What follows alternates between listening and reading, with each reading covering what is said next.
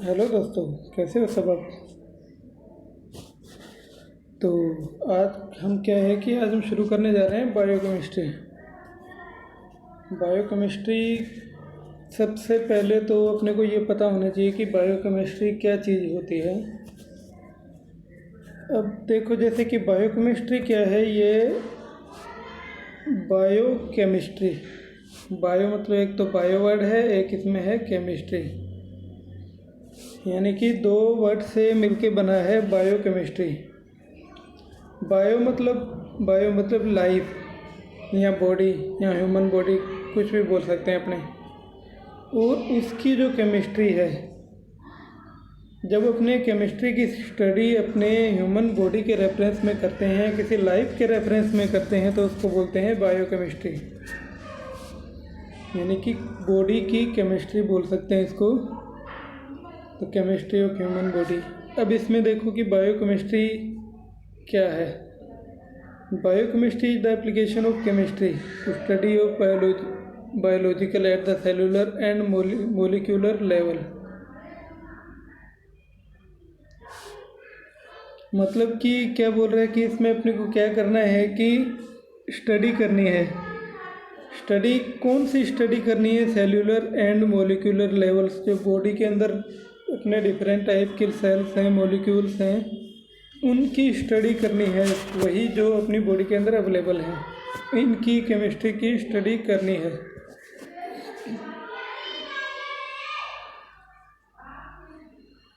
अब क्या है कि जो 20वीं सेंचुरी थी, 20वीं सदी थी, उसमें क्या स्टडी किया गया था कि scientist combine chemistry, physiology and biology. जो साइंटिस्ट थे उन्होंने क्या किया, कंबाइंड स्टडी की। कौन सी कंबाइंड स्टडी की इन्होंने? तो इन्होंने स्टडी किया केमिस्ट्री, फिजियोलॉजी और बायोलॉजी। इन तीनों चीज़ों को जब एक साथ स्टडी किया, इन्होंने क्या देखा, मॉलिक्यूल का इंट्रैक्शन देखा फ्रॉम सेल्स। जो मेनली सेल है अपनी जो बॉडी के अंदर, सेल, टिश्यू और ऑर्गेनिज्म होते हैं, इनके ऊपर स्टडी की इन्होंने। कौन सी की? Chemistry, physiology and biological study. ये तीनों स्टडी एक साथ परफॉर्म की। तो इसका जो निष्कर्ष निकल के आया था, वही हमारी बायोकेमिस्ट्री के अंदर है। तो क्या है कि biochemistry has become the foundation for understanding all biological process. Biological process यानी कि ऐसी सब जो केमिकल या फिजियोलॉजिकल प्रोसेस है जो अपनी बॉडी से रिलेटेड हैं, उनकी अंडरस्टैंडिंग या इनकी स्टडी ही बायोकेमिस्ट्री से रिलेटेड है। इसके अंदर और क्या स्टडी है? Many disease in human, animals and plants. ये भी स्टडी करते हैं, डिफरेंट टाइप की जो भी डिजीज वगैरह हैं।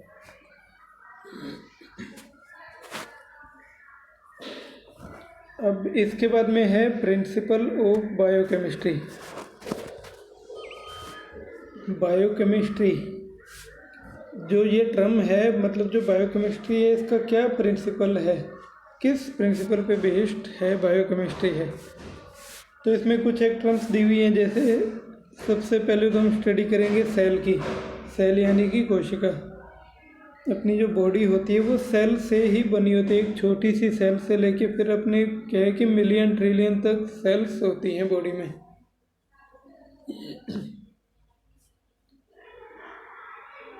और इसके बाद में क्या है, सर्टेन इम्पोर्टेंट रिएक्शंस हो गई, ग्लाइकोलाइसिस हो गई, टीसीए साइकिल वगैरह, ये सब अपने क्या है बॉडी में होते हैं। लैक्टिक एसिड साइकिल हो गया, ये सब जो साइकिल्स होते हैं, जो रिएक्शंस होती है अपनी बॉडी के डिफरेंट पार्ट्स में होती है। माइटोकॉन्ड्रिया में हो गए, साइटोप्लाज्म में हो गई। तो इनकी भी स्टडी की जाएगी बायोकेमिस्ट्री के अंदर। और इसके बाद में क्या है, all organism use the same type of molecule, CHO, यानी कि एल्डिहाइड ग्रुप हो गया, प्रोटीन्स हो गए, लिपिड्स हो गए, न्यूक्लिक एसिड हो गए। CHO रिलेटेड है मेनली जो अपने कार्बोहाइड्रेट्स वगैरह होते हैं ना, कार्बन, हाइड्रोजन, ऑक्सीजन, कार्बोहाइड्रेट्स हो गए, प्रोटीन, लिपिड, न्यूक्लिक एसिड, ये सब के सब अपनी बॉडी के अंदर ही होते हैं। तो बायोकेमिस्ट्री में इनकी कंप्लीट स्टडी करनी होती है। और इसके बाद में अब क्या है, इसके बाद में है instruction for growth reproduction development for each organism encoded in their DNA. अब जब अपने सेल की स्टडी कर रहे हैं तो सेल में क्या होते हैं, डीएनए आरएनए होते हैं, ये ह्यूमन बॉडी में होता ही है, जेनेटिक कोड्स वगैरह होते हैं ये।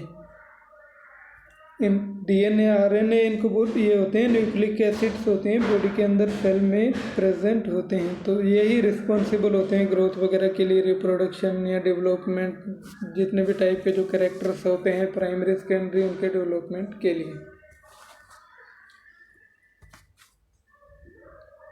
और इसके बाद में अब आता है हमारा सेल। सेल क्या चीज़ होती है? सेल को हिंदी में बोलते हैं कोशिका। तो सेल क्या चीज़ होती है? जो सेल वर्ड है ना, ये किसी एक लैटिन वर्ड से बना है जिसका नाम होता है सेला। सेला का मतलब होता है स्मॉल रूम, एक छोटा सा कमरा, मतलब एक छोटी सी बंद टाइप में कोई कमरा टाइप में हो गया, उसके अंदर डिफरेंट टाइप के वो प्रोसेस वगैरह कंप्लीट होती हैं।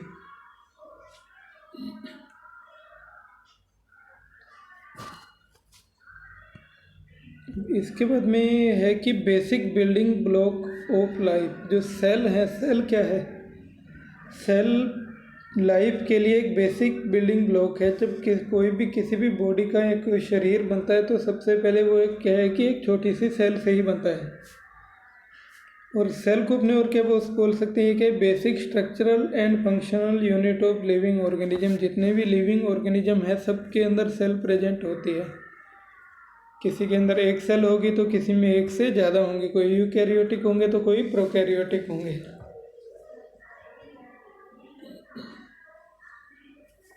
ये क्या है कि स्ट्रक्चरल एंड फंक्शनल यूनिट है, सेल है जो बॉडी की कोशिका है एक। ये इसको हिंदी में बोलते हैं स्ट्रक्चरल को शायद संरचनात्मक और कार्यात्मक ऐसा कुछ बोलते हैं, ऐसी एक इकाई है।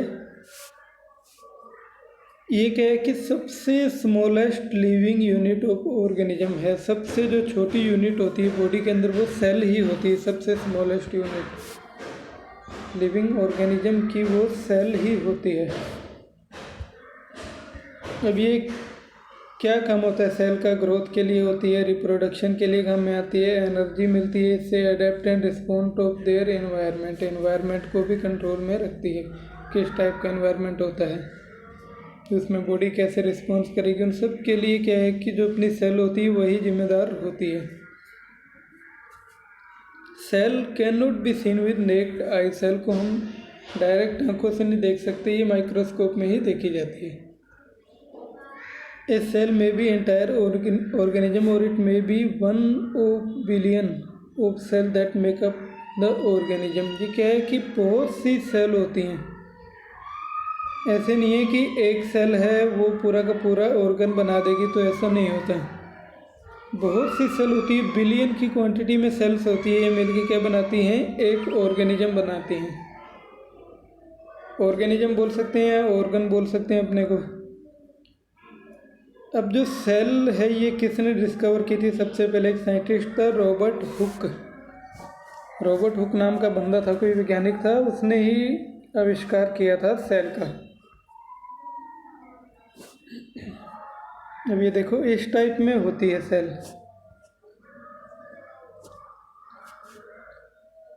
बॉडी के अंदर एक जैसे बताया गया था कि स्मॉल रूम, छोटा सा कमरा टाइप में, ये स्मॉल रूम ही मान के चलो इसको, ये स्मॉल रूम है। ये क्या है कि इसका ट्रांसफर सेक्शन काट दिया इन्होंने, क्रॉस सेक्शन काट दिया इसका, तो उसको अंदर से बता दिए कि अंदर से क्या क्या होता है इसमें। तो सबसे पहले देखें तो अपने क्या होता है इसमें, माइक्रोट्यूब्यूल्स होती हैं। माइक्रोट्यूब्यूल्स ये छोटे छोटे दाने से बने हुए हैं, इनमें माइक्रो मतलब छोटे से ट्यूब्यूल टाइप में बने हुए हैं ये माइक्रोट्यूब्यूल हो गए। इसके बाद में इसमें माइटोकॉन्ड्रिया होता है सेल के अंदर, ये माइटोकॉन्ड्रिया है। माइटोकॉन्ड्रिया इसको पावर हाउस भी बोलते होते हैं। पावर हाउस यानी कि शक्ति ग्रह, कोशिका का शक्ति ग्रह होता है माइटोकॉन्ड्रिया। और इसमें सेंट्रियोल्स होती हैं, ये छोटी छोटी राउंड टाइप में स्ट्रक्चर्स होती हैं, इनको बोलते हैं सेंट्रियोल्स। और ये यहाँ पे वेसिकल्स लगी हुई हैं। और साइटोसोल टाइप का फ्लूइड जो होता है इसमें वो भरा होता है, उसको फ्लूइड वगैरह को बोलते हैं साइटोसोल। और इसके अंदर क्या होता है कि इसके अंदर एक ये राउंड शेप में जो ये बना हुआ है, ये इसको बोलते हैं न्यूक्लियस। सेल का जो मेन पार्ट होता है न्यूक्लियस होता है, जिसके अंदर डीएनए और आरएनए प्रेजेंट होते हैं। क्रोमोसोम बोल सकते हैं, गुणसूत्र बोल सकते हैं इनको, न्यूक्लिक एसिड होते हैं, ये सब के सब न्यूक्लियस में प्रेजेंट होते हैं। अब न्यूक्लियस है, न्यूक्लियस के बाहर की साइड में क्या है, न्यूक्लियर पोर बने हुए हैं, छोटे छोटे मतलब सुराख टाइप में, छेद टाइप में बने होते हैं। एक बार इसके एनवेलप होता है, कवर होता है कंप्लीट, ये इसके अंदर क्या है, क्रोमेटिन वगैरह प्रेजेंट होते हैं, क्रोमोसोम्स प्रेजेंट होते हैं। और सेल के बाहर गोल्जी कॉम्प्लेक्स भी प्रेजेंट होता है। यहाँ पे ये रेड रेड टाइप में शो किया हुआ है, ये गोल्जी कॉम्प्लेक्स हो गया। और इसके अंदर ये कि छोटी राउंड शेप में स्ट्रक्चर बनी हुई है, इसको बोलते हैं लाइसोसोम। ये छोटे छोटे यहाँ पे राउंड से बने हुए हैं, यहाँ पे इनको बोलते हैं लाइसोसोम। लाइसोसोम का इनको एक और टर्म बोलते हैं, इनको बोलते हैं सुसाइडल बैग। लाइसोसोम और सुसाइडल बैग, ये इसका अदर नेम है।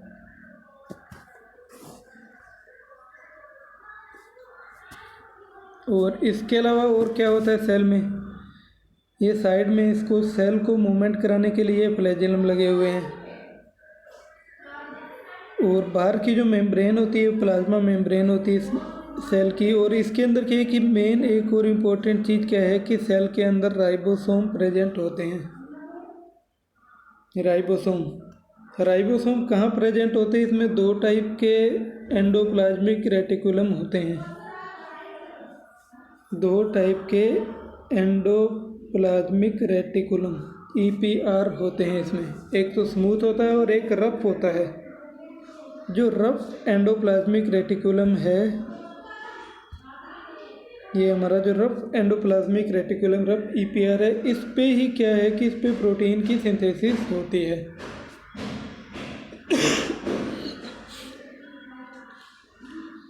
इसी पे ही प्रोटीन की सिंथेसिस होती है, जो रफ एंडोप्लाज्मिक रेटिकुलम में ये रिस्पॉन्सिबल होता है।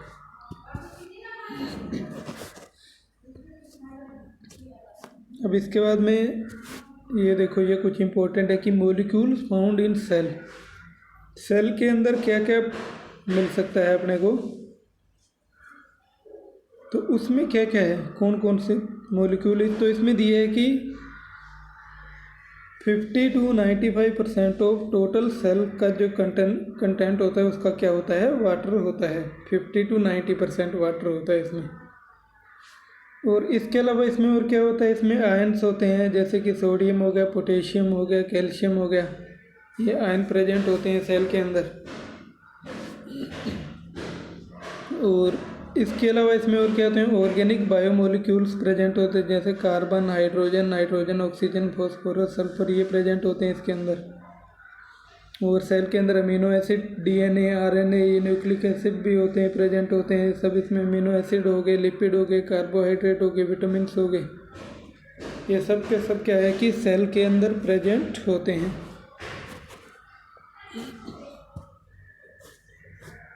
तो अब इसमें क्या है कि हम बायोकेमिस्ट्री में क्या है कि अभी तो यहाँ पे थोड़ा देख रहे हैं कि अमीनो एसिड क्या होते हैं, प्रोटीन्स वगैरह ये सब, कार्बोहाइड्रेट क्या होते हैं, लिपिड्स क्या होते हैं, फिर इनकी चैप्टर वाइज डिटेल है सबकी, वो डिस्कस की जाएगी। तो सबसे पहले क्या है कि अमीनो एसिड। अमीनो एसिड क्या होते हैं, बिल्डिंग ब्लॉक ऑफ प्रोटीन। जो प्रोटीन होता है बॉडी के अंदर, वो क्या है कि long chain of amino acid होती है, जब बहुत सारे अमीनो एसिड पेप्टाइड बॉन्ड के साथ में एक दूसरे के साथ जुड़ जाते हैं, अटैच हो जाते हैं, तो वो क्या है कि वो प्रोटीन की सिंथेसिस करती हैं। बहुत से अमीनो एसिड जब जुड़ते हैं तो उससे ही प्रोटीन बनता है बॉडी में।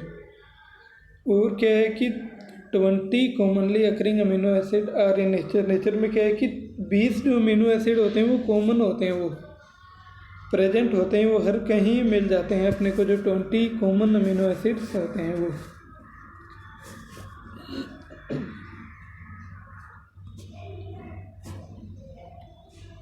अब अमीनो एसिड में क्या होता है कि अमीनो एसिड में अमीनो ग्रुप होता है और कार्बोक्सिलिक ग्रुप होता है। एक तो NH2 ग्रुप प्रेजेंट होता है, एक कार्बोक्सिल COOH ग्रुप प्रेजेंट होता है अमीनो एसिड के अंदर।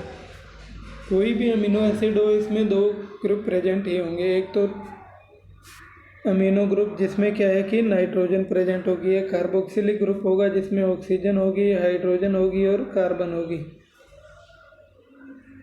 ये प्रेजेंट होगा इसमें। इसके अलावा और क्या होता है इसमें, एक R ग्रुप साइड चेन होती है, मतलब कि एल्काइल R होता है एल्काइल ग्रुप, जैसे CH3 CH2 CH2 ऐसे इस टाइप के ग्रुप को बोलते हैं, जिसमें कार्बन हाइड्रोजन जब इनकी चेन बन जाती है कार्बन हाइड्रोजन की, उसको बोलते हैं एल्काइल R ग्रुप या एल्काइल ग्रुप बोल देते हैं। तो इसकी क्या एक साइड चेन भी जुड़ी होती है इसके साथ। चेन पे ही इनकी क्या है कि डिफरेंट टाइप के अमीनो एसिड होते हैं, इनकी स्ट्रक्चर होती है वो इसी साइड चेन पे ही डिपेंड करती है। Individual amino acid in proteins connected by peptide bond, ये जो मैंने बताया था कि जो अमीनो एसिड होते हैं ऑलवेज क्या है कि पेप्टाइड बॉन्ड से ही जुड़े होते हैं। एक से ज़्यादा पेप्टाइड बॉन्ड जब जुड़ जाते हैं, अमीनो एसिड जब अटैच हो जाते हैं ज़्यादा पेप्टाइड बॉन्ड से, फिर लास्ट में क्या किए प्रोटीन की सिंथेसिस कर देते हैं। अब फंक्शन क्या क्या हैं जो अमीनो एसिड हैं, इनके फंक्शन हैं ट्रांसपोर्ट ऑफ प्रोटीन, प्रोटीन का ट्रांसपोर्ट करना, और प्रोटीन की फॉर्मेशन भी इनका फंक्शन है, और जो प्रोटीन की स्ट्रक्चर है उसको डिसाइड करना होता है। और बहुत से एंजाइम वगैरह हो गए, एंटीबॉडीज़ होगी, सेल रिसेप्टर हो गए, वो भी बहुत से होते हैं प्रोटीन या अमीनो एसिड के ही बने होते हैं। जैसे GPCR वगैरह वो आएंगे आपके, जी प्रोटीन कपल रिसेप्टर्स वगैरह होते हैं, ये प्रोटीन के ही होते हैं।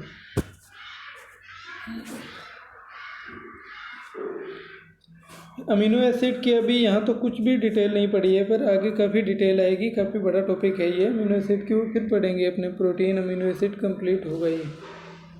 और अभी नेक्स्ट है कार्बोहाइड्रेट। अमीनो एसिड्स के बाद में कार्बोहाइड्रेट, ये भी सेल के अंदर प्रेजेंट होते हैं। ये क्या है कि carbohydrate are most abundant organic molecule found in nature. ये क्या है कि नेचर में बहुत ही ज़्यादा क्वांटिटी में ये पाए जाते हैं। कार्बोहाइड्रेट्स होते हैं बहुत ज़्यादा वाइडली सेपरेट हैं, ये हर जगह हर कहीं मिल जाते हैं। ये initially synthesize in plant from complex series, mainly सबसे ज़्यादा ये क्या है कि जो प्लांट्स होते हैं उनमें सिंथेसाइज होते हैं। कैसे होते हैं, तो फोटोसिंथेसिस होती है इनकी। फोटोसिंथेसिस यानी कि जो सनलाइट होती है, सूरज की रोशनी से प्लांट में सिंथेसिस होती है। कार्बोहाइड्रेट क्या है कि बेसिक यूनिट ऑफ मोनोसेकेराइड। अब कार्बोहाइड्रेट जब अपने पढ़ेंगे तो उसमें पढ़ेंगे कि कार्बोहाइड्रेट क्या है कि डिफरेंट टाइप के होते हैं। मोनोसेकेराइड हो गए, पॉलीसेकेराइड हो गए, ओलिगोसेकेराइड हो गए, डाइसेकेराइड हो गए, अलग अलग कैटेगरी होती है। तो क्या है कि इनकी जो बेसिक यूनिट होती है मोनोसेकेराइड होती है, जिसमें क्या है कि एक ही कार्बोहाइड्रेट होता है। उसके बाद में monosaccharide can form larger molecule. अब क्या है कि मोनोसेकेराइड हैं, जब बहुत से मोनोसेकेराइड आपस में जुड़ जाते हैं तो क्या है कि ओलिगोसेकेराइड या पॉलीसेकेराइड बना देते होते हैं। उनके एग्जांपल कौन से हैं, जैसे ग्लाइकोजन हो गया, स्टार्च हो गया, सेल्यूलोज हो गया, ये पॉलीसेकेराइड की कैटेगरी में आते हैं। और अब इसके बारे में फंक्शन ऑफ कार्बोहाइड्रेट। जो कार्बोहाइड्रेट हैं इनके क्या क्या फंक्शन होते हैं, कहाँ कहाँ काम में आते हैं कार्बोहाइड्रेट। तो इनके फंक्शन में क्या दिया है कि क्या काम में आते हैं, तो store energy in the form of starch और ग्लाइकोजन। ये क्या है कि कार्बोहाइड्रेट क्या है कि एनर्जी को स्टोर करते हैं in the form of starch. Plant में स्टार्च की फॉर्म में और एनिमल और ह्यूमन में ग्लाइकोजन की फॉर्म में जो एनर्जी होती है वो स्टोर होती है। जब बाहर से कोई भी ग्लूकोज या कुछ लिया जाता है तो वो क्या है कि अंदर बॉडी में जाके ग्लाइकोजन की फॉर्म में स्टोर हो जाता है। लीवर हो गया, किडनी होगी, मसल हो गई, इनके अंदर स्टोर हो जाता है, फिर धीरे धीरे वहाँ से रिलीज होता है, जिससे क्या है कि हमें एनर्जी आती है। और कार्बोहाइड्रेट के लिए मेटाबॉलिज्म के लिए पाथवे होते हैं, जैसे ग्लाइकोलाइसिस वगैरह पाथवे है, उसमें क्या है कि हमें एनर्जी मिलती है। वो पाथवे होते हैं अपने बॉडी में और डिफरेंट टाइप के साइकिल हो गए, इससे ही एनर्जी मिलती है। तो मेन फंक्शन ये भी है कार्बोहाइड्रेट का। और कार्बोहाइड्रेट नाम से पता लग रहा है कि कार्बन है, हाइड्रोजन है इसमें और ऑक्सीजन है। तो ये क्या करते हैं कि supply carbon for synthesis of other compound. Carbon जो है ये क्या है कि बहुत से कंपाउंड है जिनकी सिंथेसिस में काम में आता है, तो वो कार्बोहाइड्रेट से मिल जाता है। और इसके अलावा क्या है कि form structural component in cell and tissue. Cell और टिश्यू की जो स्ट्रक्चर है वो भी, उसके लिए भी कार्बोहाइड्रेट रिस्पॉन्सिबल होते हैं। और इंट्रा सेलुलर जो कम्युनिकेशन होता है उसके लिए भी कार्बोहाइड्रेट रिस्पॉन्सिबल होते हैं। इंट्रा सेलुलर यानी कि सेल के अंदर, इंटर सेलुलर मतलब कि जो दो सेल्स हैं, डिफरेंट दो अलग अलग सेल हैं, उन दोनों के बीच में जो कम्युनिकेशन होता है। और इंट्रा सेलुलर वो होता है जो एक ही सेल के अंदर का कम्युनिकेशन।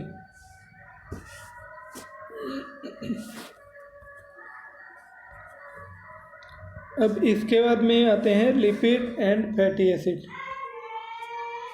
लिपिड और फैटी एसिड ये क्या होते हैं? लिपिड्स और monocarboxylic acid contain even number of carbon atom. Monocarboxylic acid होते हैं ये। जो फैटी एसिड होते हैं मोनोकार्बोक्सिलिक एसिड होते हैं, इनमें क्या है कि even number of carbon atom इसके अंदर प्रेजेंट होते हैं। अब ये क्या है कि फैटी एसिड में क्या है कि सैचुरेटेड भी होते हैं और अनसैचुरेटेड भी होते हैं। जिनके अंदर कार्बन का, जैसे ये कार्बन है, अगर सिंगल बॉन्ड प्रेजेंट है तो उसको बोलते हैं सैचुरेटेड। और जब कार्बन के बीच में डबल बॉन्ड प्रेजेंट है उसको बोलते हैं अनसैचुरेटेड। ये अनसैचुरेटेड हो गए, ये सैचुरेटेड हो गए।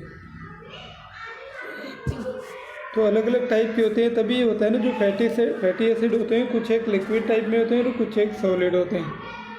फैट लिक्विड भी होती है और सॉलिड भी होती है, वो इनके डबल बॉन्ड पे डिपेंड करता है।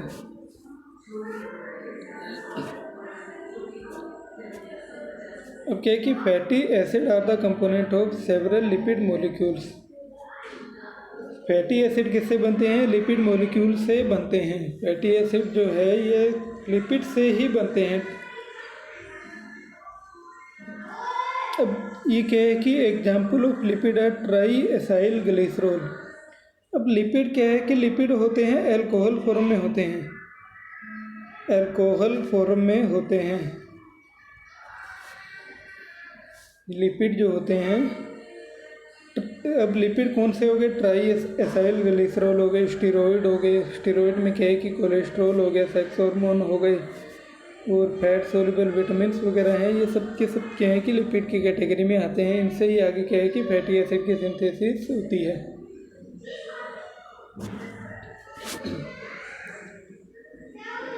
अब इसके बाद में है इनके फंक्शन की। बॉडी में लिपिड और फैटी एसिड हैं, ये क्या काम आते हैं? तो ये क्या काम आते हैं? Store of energy in the form of fat. ये क्या है कि फैट की फॉर्म में बॉडी में एनर्जी को स्टोर करते हैं। और मेम्ब्रेन स्ट्रक्चर, अपनी बॉडी के अंदर जितनी भी क्या है कि मेम्ब्रेन्स होती हैं, जितनी भी सेमी परमिएबल मेम्ब्रेन्स होती है वो लिपिड की ही बनी होती है। वो लिपिड सोल्यूबल होती हैं या लिपिड परमिएबल होती है मेम्ब्रेन। और इंसुलेशन का काम करती है। इंसुलेशन यानी कि टेम्परेचर को मेंटेन रखती है, यानी कि थर्मल ब्लैंकेट। अब इंसुलेशन के लिए अपनी जो स्किन है वो भी रिस्पॉन्सिबल है। स्किन भी क्या है कि लिपिड सोल्यूबल टाइप में ही होती है। स्किन में से जो लिपिड कंटेंट होता है वो आसानी से ट्रांसपोर्ट हो जाता है। और सिंथेसिस ऑफ हार्मोन, बहुत से हार्मोन्स होते हैं, उनकी सिंथेसिस के लिए जो लिपिड या फैटी एसिड होते हैं ये काम में आते हैं। तो ये जैसे देखो 3 चीज़ें तो डिस्कस कर ली हमने यहाँ पे। बायोकेमिस्ट्री में हमने डिस्कस किया भी, अमीनो एसिड या प्रोटीन डिस्कस किए थे हमने, एक तो प्रोटीन्स हो गए, और कार्बोहाइड्रेट डिस्कस किए थे हमने, और फैटी एसिड या प्रोटीन ये डिस्कस कर लिए। अब इसके अलावा उसमें और भी बहुत सी चीज़ें पढ़ेंगे हम इसके अंदर। जैसे हम पढ़ेंगे विटामिन्स पढ़ेंगे इसके अंदर हम पढ़ेंगे एंजाइम्स। विटामिन्स हो गए, एंजाइम्स हो गए, जितने भी टाइप के विटामिन्स, फैट सोल्यूबल कौन से हैं, वाटर सोल्यूबल कौन से हैं, इनके फंक्शन हो गए, ये सब के सब बायोकेमिस्ट्री के अंदर डिस्कस किया जाएगा। और जितने भी एंजाइम हैं बॉडी के अंदर, जितनी भी केमिकल रिएक्शन हो रही है उसके अंदर एंजाइम या जितने भी को एंजाइम यूज हो रहे हैं वो सब के सब इसमें डिस्कस किए जाएंगे। तो ये वैसे इतना मुश्किल है नहीं, बायोकेमिस्ट्री आसान सा टॉपिक है। तो अभी क्या है कि इसके बाद अभी नेक्स्ट लेक्चर में हम कार्बोहाइड्रेट है उससे शुरू करेंगे और फिर 1 बाय 1 हर टॉपिक को डिस्कस करेंगे हम। तो ओके, आज के लिए तो इतना ही बहुत है।